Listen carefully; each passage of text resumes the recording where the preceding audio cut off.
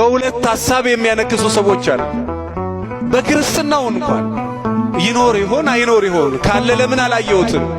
እንግዲህ እግዚአብሔርን በብዙ መንገድ በመጻሕፍት እናውቃለን፣ በስነ ፍጥረቱ እናውቃለን። ዓለም ከተፈጠረ እስከ ዛሬ ድረስ ሞትን ድል አድርጎ የተነሳ የለም። ይሄን ሊያደርግ የሚችለው አንድ ብቻ ነው፣ እርሱም የሰማይም የምድርም ጌታ፣ ዓለምን ካለመኖር ወደ መኖር ያመጣ፣ እሳትን በእሳት ማጥፋት የሚችለው፣ ብርሃንን በብርሃን ፍለፊት ያለውን ፍለፊት እሾክን በእሾህ ማውጣት የሚችለው። ልክ በጣም የሚገርማችሁ የቀደመው ጠላታችን ዲያብሎስ በእባብ ገላ ተሰውሮ ነው። መጽሐፍ ሊቃውንት መጽሐፍ ይላል ሰውን ከፈጠረበት ጥበቡ ይልቅ ሰውን ያዳነበት ጥበቡ ይደንቃል።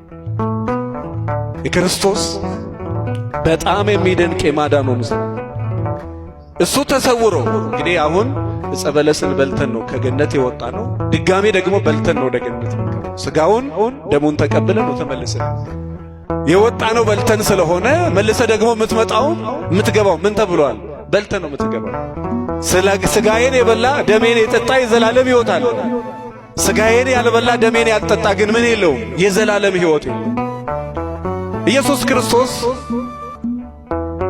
ከሙታን ተለይቶ ከተነሳ በኋላ ብዙ ያደረገላት መግደላዊት ማርያም ኢየሱስ ክርስቶስ ሽቱ ልትቀባው የትላንትና ውለታውን ያደረገላትን በማስተዋል ወደ መቃብሩ ሄደው ነበር እና የተደረገላችሁን ለማስተዋል የተደረገልን ለማድረግ ወይ ደግሞ ለማስተዋል እግዚአብሔር ይርዳል።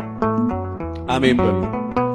ብዙ ሰው ትላንትና ልብስ የለውም፣ ትላንትና ስም የለውም፣ ትላንትና መልክ የለውም፣ ትላንትና ቁመና የለውም፣ ትላንትና ቤት የለውም፣ ትላንት መኪና የለውም። ቁመቱ እንደዚህ አይደለም፣ ልብሱ እንደዚህ አይደለም። ትንሽ የተወሰነች ነገር ስትመጣ መቼም ትዕቢት አብራ ትመጣለች። በጣም ደግሞ ከኦሪት ዘፍጥረት እስከ ራዕየ ዮሐንስ ብታነቡ እንደ ትዕቢት እዚህ ምድር ላይ መጥፎ ነገር የለም። ትላንት የተነሳህበትን እንደ መርሳት መጥፎ ነገር የለም። ናቡከደነጾርን የሚያክል ገናና ንጉሥ አፈር ከድሜ በልቶ እንደ እንስሳ ሳር የጋጠው በትዕቢት ሰበብ። በምን ሰበብ ነው? በምን ሰበብ ነው? ፈርዖን ከነሰራዊቱ ባህር የገባው በትዕቢት ሰበብ። ጎልያድን የጣለው እኔ አለው እኔ ነኝ ማለት ነው። እንደ ትሕትና ከፍ ከፍ የሚያደርግ ነገር ክርስቶስ ትሕትናን አስተምሮ ቅዱስ ጴጥሮስም በአንድ ወቅት እግርህን ልጠብ፣ እንዴ አንተማ እግሬን አታጥበኝም? ልጠብክ እግሬን አታጥበኝም? አንተ እኔ ካላጠብኩ አንተ አትነጣም። እሺ እንደዛ ከሆነ ሙሉ ሰውነቴን ልጠብ። እግዚአብሔር